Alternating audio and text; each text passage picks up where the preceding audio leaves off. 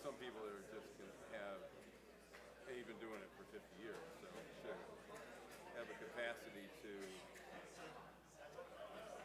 what's the right verb, to command an audience, of course, you know, and no matter what the audience is. You know, he's not a great example, but he is a good example. He could command an audience, and frighteningly, powerfully so.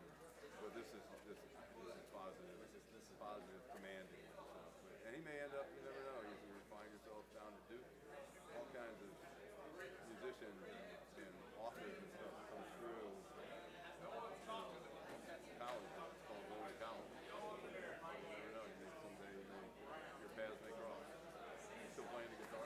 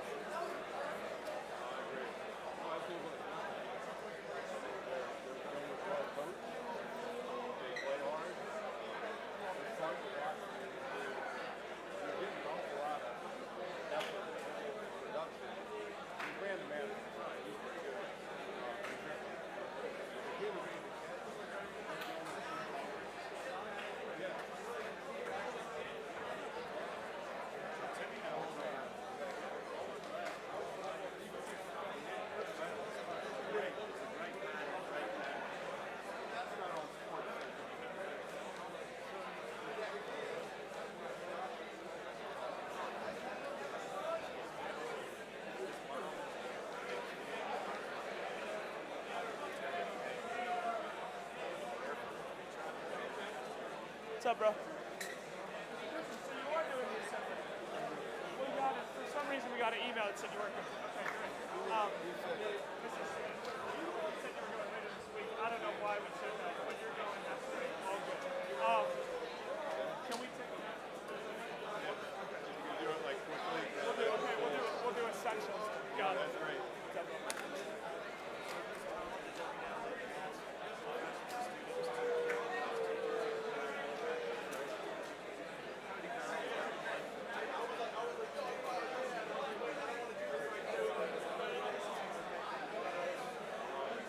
I know.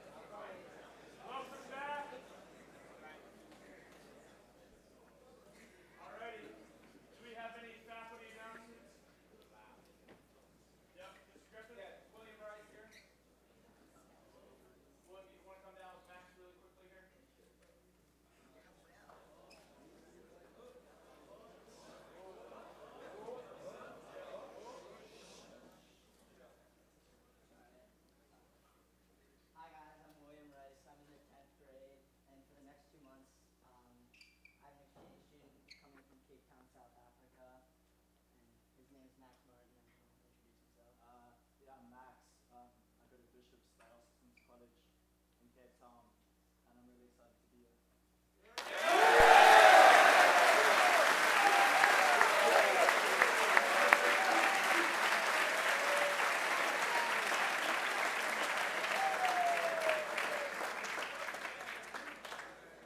Mr. Goldman.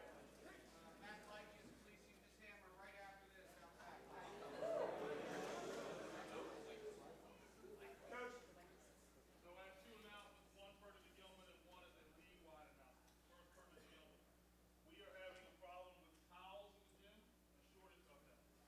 Right? And this is a wonderful service. Some of you go off the towels and you realize what a wonderful service this is that Gilman survives. But we don't have an infinite amount of towels to hand out. So if you have them in lockers, or you have them in bedrooms, or wherever you have them, please bring them back so we can replenish our towel collection so that we can make sure you've got towels when you really need them. All right, so please help us in the case. Second announcement from the league. Gilman's not immune, unfortunately, this fall, and there are a lot of schools in this category. The league has a rule for interscholastic athletes in all three seasons. The league has a rule about language on field. Okay? The F-bomb is an automatic ejection from any game, whether you say it to an individual, you say it on the sideline, you say it in warm-ups, if an official hears it, it's an automatic ejection in any sport with a 2-game suspension. Okay? Now, you should also understand that all the officiating bodies have been told that if they see any unsportsmanlike conduct, over-celebration after a score, taunting of a player, standing over a player, any of that kind of stuff, they've been told to eject players as well. So I'm just letting you know that this is not just a Gilman, obviously. This is league-wide, that there is a clamping down on behavior. So I want to make you aware so that when something happens, you're not surprised. So we need to be our best selves on the field.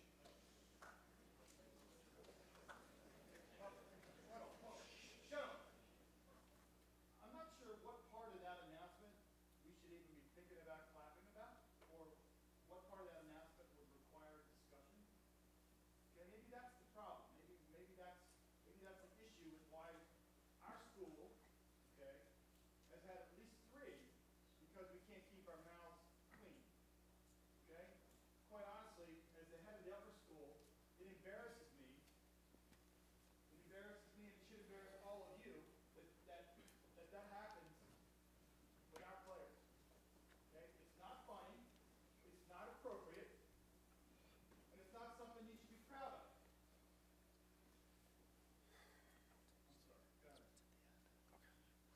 Mr. Siadi. First off, my game's been canceled today, so just keep an eye out. I don't know what we're doing, where we're going to be practicing. Any other faculty announcements? All right, we're going to save student announcements for the end. Mr. Christian? Good morning.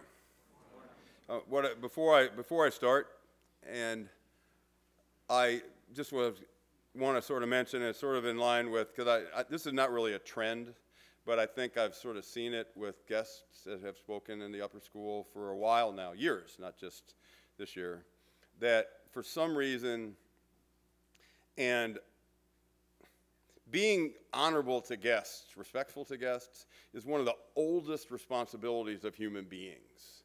It goes way, way, way, way back. And what I've noticed sometimes is guests sometimes automatically feel at Gilman that they have to almost have a disclaimer that says, boy, you guys, I'm really sorry. I mean, I'll be quick. I know you guys want to get to lunch. And I'm not going to say that because I know when lunchtime is, and I know people are hungry, but I also know that you guys are capable of being an attentive, respectful audience for the amount of time that it takes for the guest to do what he or she needs to do. So I don't have a disclaimer. You know, I know you want to get on. I'll be brief. I'm going to be exactly what I have planned, and because I know I've seen it happen that you can set the bar high and not set it low. Harry Chapin, folk musician. 1975, he and a friend of his, Bill Ayers, started an foundation called World Hunger Year that now has morphed into the organization titled Why Hunger? And Harry and Bill Ayers, Harry's on the left, and Bill Ayers is on the left, Harry's on the right, and they were just close friends, and they just decided. Harry had been to Ethiopia and had seen hunger. And you and I mean, we know, right now, we just been talking about this, I'm hungry. But I don't know hunger. I've never known hunger in my life because I've been fortunate to know that I knew where my next meal was coming from. And hunger's a different animal. And Harry, when he went to Ethiopia, he saw it, and then he came to America, and he realized that there was hunger in America, the richest country not only on earth, but in the history of the planet. How there could still be hunger. So the acronym, World Hunger Year, was WHY. And so now they've changed it to Why Hunger. And it has now, I'm not going to use the word celebrated, but they started in 1975, and they're still doing their really, really good work. And I know it's really sort of tough to read up there. I apologize for that. But what they really do, what I've been particularly impressed by, and I think it's actually genuinely impressive, is that they not only try to address hunger, but they actually try to develop programs and to keep the conversation about why hunger exists. And not just so that we're putting a Band-Aid on something that needs to be cured. Does that make sense?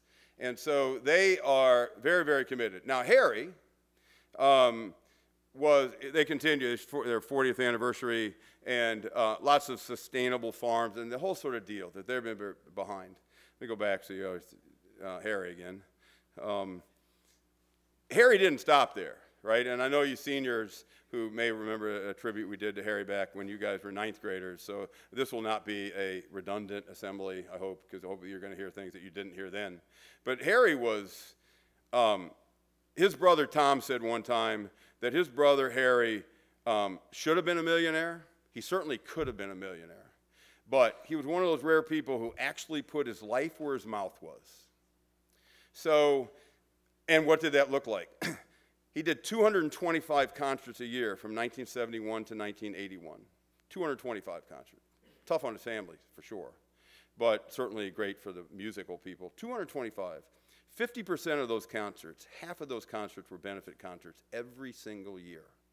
So he wasn't a musician that, certainly when they do benefits for hurricanes happen, and obviously musicians do things, and that's wonderful. But Harry didn't just do it once because there was an emergency. Harry recognized the regular daily emergency. So half of his concerts were benefit concerts. He used to say, I play one night for me and one night for the other guy. That was his line. And then he served on President Carter, 1978's Commission on World Hunger. So he really was just unbelievably involved. He was one of these guys that also, and I'm sure, and I do my best not to be guilty of this, but he can't stop talking. And he couldn't. I mean, you ask him a question, you were going to be there for an hour. And because he had a lot to say. And so their organization, just 42nd anniversary. And here's the impressive thing, it seems to me. Harry died, sadly, tragically, in 1981 on the 16th of July. And he was driving a 1975 Volkswagen Rabbit, and he was rear-ended on the Long Island Expressway, and the car caught fire. The driver of the truck that hit him actually was responsible for pulling his body out of the car. And it was a terrible, terrible day for people who loved Harry and loved his music. And in the New York Times, the following thing was said about Harry, and I think it's relevant to what you all can think about and do. The loss to his family and friends and causes is beyond words, the tragedy of an interrupted life of such good work. Then there is the sadness of knowing that his special character and heart were not only interrupted, but largely unheralded while he lived. We hope that Taxi, it's one of Harry's ballads, is sung as long as there are taxis and lovers with long memories. And we hope as well that Harry Chapin's legacy will include not only his music, but his citizenship, so that others may learn of his example and emulate it. For he was a model of what Justice Felix Frankfurter once referred to as the highest office in a democracy, the office of citizen. Harry Chapin was no third-rate folk singer. He was only a first-rate American. So he was awarded in 1987 posthumously the Congressional Gold Medal, first recipient George Washington. And Harry's commitment to these issues was rewarded 6 years after he died. But why hunger continued along with that. And the Chapin family they continue to make music, as you can see. They often do tributes to Harry. Harry's daughter at the top, his nieces at the bottom, Harry's two brothers, and Harry's dad. Harry's dad just died a few years ago at age 96. He was a drummer, played for the Tommy Dorsey band. That means nothing to you, but it means something to people that are not you, that are older do. And he was an amazing man to watch because he was 96 when he died, and seeing him in concert, he would still play. His family would take two people to walk him from stage onto his chair, and barely moved. Sat down on the stair, became a 25-year-old man again on the drums. It was amazing to watch. And then when he was done, became a 96-year-old man again, and needed help to walk off stage. So the Chapin family continues to make music. And they could have made a career out of just playing Harry's music, but they've actually made their own music. And I find that when Harry died at the funeral, his older brother James, who's no longer alive, said people were very worried. Then they said, "My God, Harry's gone. What are we going to do? How are we going to fill Harry's shoes?" And James said to that person, "Harry filled his shoes. You need to fill your shoes, not somebody else's shoes." So the Chapins continue to make music. And just a little sample for you all.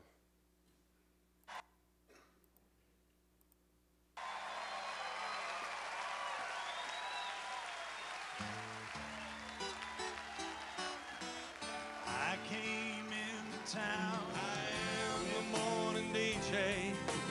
The WOLD. Carrying 30,000 pounds. Big John. Of banana. And all the times I listened, and all the times I heard, all the melodies I'm missing, and all the magic I'm on earth, and proved before he died what one man's life could be worth. Well, I wonder. So those were actually all, about 3 times a year, the Harry's band members get together and Harry's family, and they honored Harry, and they continue to play music. But all of them have made their own music. And when Harry died in 1981, in 2011, they had a tribute concert in his hometown of Huntington, New York on Long Island, and they were going to commemorate his the day that he died. The concert was on the 16th of July, and they had just opened a new food bank in Harry's name, the Harry Chapin Food Bank, Long Island Cares. Harry was a big advocate for Long Island Cares. And so I wanted to help. I didn't know how I could help. I really don't have a whole lot of skills, really, anyway, so how could I be of help? They said, well, just come up and we'll put you to work. Okay, great, my pleasure. So I take the train to Long Island, and I get to sell CDs at the concert, you know, and that was really, that was a blast. And it was one of these kind of nights, people out around listening to the music, and it was really packed. There were probably about 2,800 people there. And then Harry's band began to sing, and family began to sing in honor of Harry. And Jennifer Chapin, Harry's daughter, made one of the most amazing statements, disturbing statements I've ever heard on stage. She said, it was a free concert, but they asked if you came, if you would donate a non-perishable food item, right? And there were just boxes, and I mean, there was food all over the place. And it was pretty impressive. So Jennifer said, first, my dad, and she hadn't been back there for a while, so it was a pretty emotional experience for her. She said, my dad would have been so proud of you and so grateful for the outpouring of generosity you have just exhibited. And then she said the following thing. She said, but I want you to realize that the creation of a new food bank is a sign of failure. It's not a sign of success. The fact that we need another food bank in America is a sign that we're doing something wrong, not something right. And it was just mind-blowing to me because I didn't know, oh my goodness, you're right. I mean, maybe it doesn't mean it shouldn't bring food, right? But it means that that's just not, we don't, World Hunger Year, we don't want it to be around for 42 years. We want this year to be the last year kind of thing. So, so I was stunned by that. So I, the next day, I went to Brooklyn. And the only reason I went to Brooklyn, not the only reason, but the main reason I went to Brooklyn was because I had never been in Brooklyn before. And I wanted to be able to tell my friends when they said, so what would you do over the weekend? I was in Brooklyn. And I never had a chance to say that my entire life. I'm in Brooklyn. Oh, you're in Towson Mall, that's great. It's good. Towson's pretty cool, but I'm in Brooklyn. So I called my friend from Brooklyn and just told them, where are you right now? I'm having breakfast. Good, I'm in Brooklyn. And it was great. Walked back down Flatbush Avenue, kind of imagined Ebbetsfield. I mean, it was great. So I found out that Harry's daughter was actually performing that night in a venue that is barely the size of my classroom. So at intermission, I'd had a chance to chat with her a couple times. We were selling CDs and stuff. But she and I started talking about education because she now teaches high school. She teaches high school history, actually, in Brooklyn. And we were talking about Dante, and we were, which I really wasn't surprised that she brought it up. I didn't bring it up. So we were talking about Dante, and she said, maybe we could help sometime. So she and her husband and the guitar player, Stefan Crump is her husband in the middle, and I apologize, I'm going blank. I really apologize for this. Jamie Foxx, that's right, 1X, is the guitar player, she says. And they got up at 4 o'clock in the morning in Brooklyn, and they drove to Gilman School. And they did a musical concert for us, mostly for our Dante class, plus some other classes. And Miss Fuller was nice enough to let us use the reading room of the library and set it up. And she answered questions and played music, and what a nice morning. And they were very, very nice people. They got up at 4 o'clock in the morning to drive to Baltimore in a van that had no heat. And it was the 11th of November, so they were a little chilly when they arrived. And but started playing and started warming up. So it was a nice day. And let me back up one. I'm sorry. There we go. There she is. That's Jennifer Chapin. She's now an older, I got to use this term. She's not an older woman. She's 47, I think, now. And she has 2 children, one Maceo, who's 12, and another son, Van, who I think is now 7. And feel free to enjoy the cute factor as much as you want at the bottom. And there's Harry at the top. But the coolest thing about Maceo when he was 2 was that if you look at his chin and look up at Harry's chin, they have the same dimple. They got this little knot right there in their chin. And it was pretty neat to notice. It was Harry's first biological grandchild. So he had grandchildren he had adopted some children.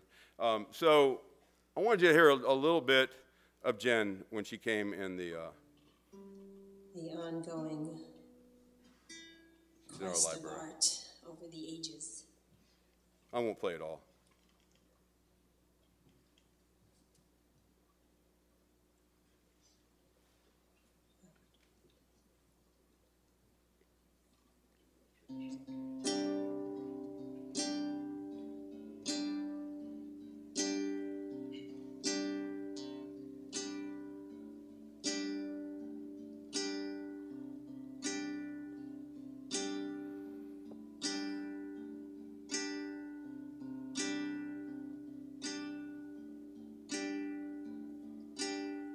Little man, I can see you are not such a mystery to me. Little questions, little highs, little lows in a row, senses overflow.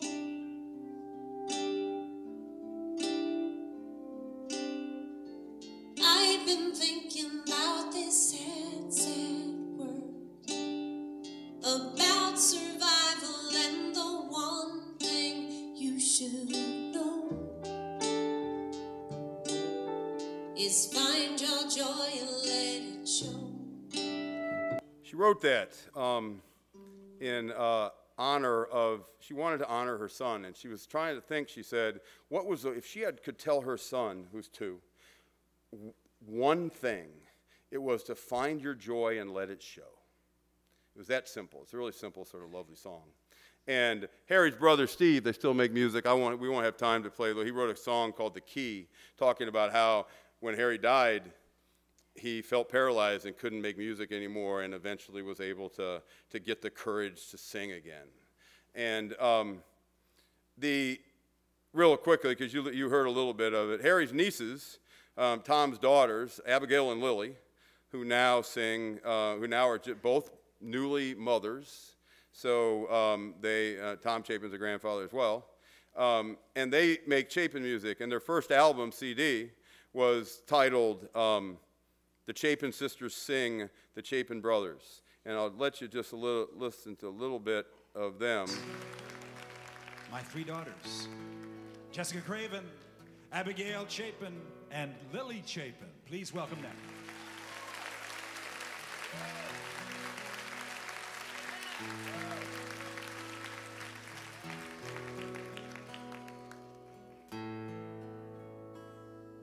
Remember when the music came from wooden boxes strung with silver wire?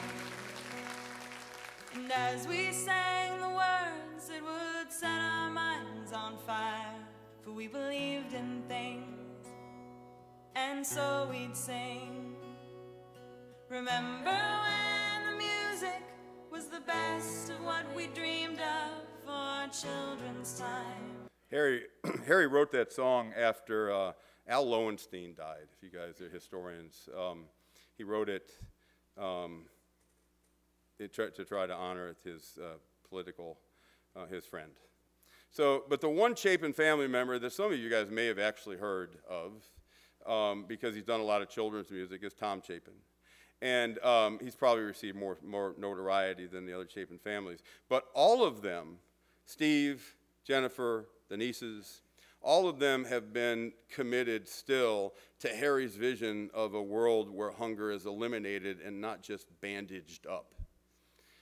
So Tom has been on the foundation, the Why Hunger Foundation, for 42 years, since its conception, and still does benefit concerts, he travels around, he's a very busy man.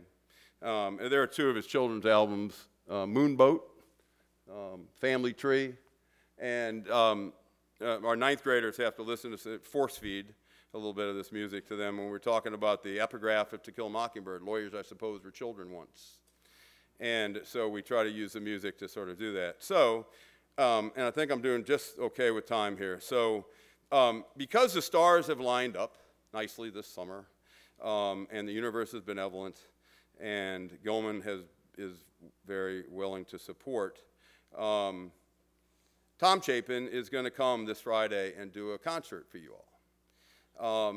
And it's a long assembly, and what we would like to do, if you are in, there's no pressure here, there's no expectation, there's just an invitation. If anything you've heard today sort of, rings a meaningful bell with you, when you guys buy your dance tickets, there's going to be an additional bucket up there. And if you would like to make a donation to Why Hunger, you can do that when you buy your tickets. And I know the freshmen, you guys, I talked to guys in my class, I know that you're not able to do that at the dance.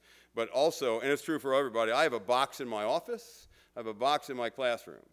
If you feel so inclined and would like to, and we're not going to keep track, it's not, it's just if you find anything, if you'd like to put some of your money, and money's hard to come by, and so it's not something you take lightly. But if it sounds like something I do, and then Piper is nice enough, as president, at the end of the concert, we're essentially going to give to Tom Chapin and tell him that in honor of him that the Gilman School has made a donation in his name and in his honor for a lifetime of commitment. So Piper will take care of that to thank him. And I think it'll be a nice day. What I've asked him to do is to do two things for you. To entertain, he can do that, and to challenge. The two traditional definitions of school have been to please and to instruct. I think what Mr. Chapin will be able to do is to entertain you and to challenge you, to give you in his music lots of things to think about. So if you feel inclined to make a donation, that would be terrific. You guys, again, thank you. You're a very good audience. Thank you very much.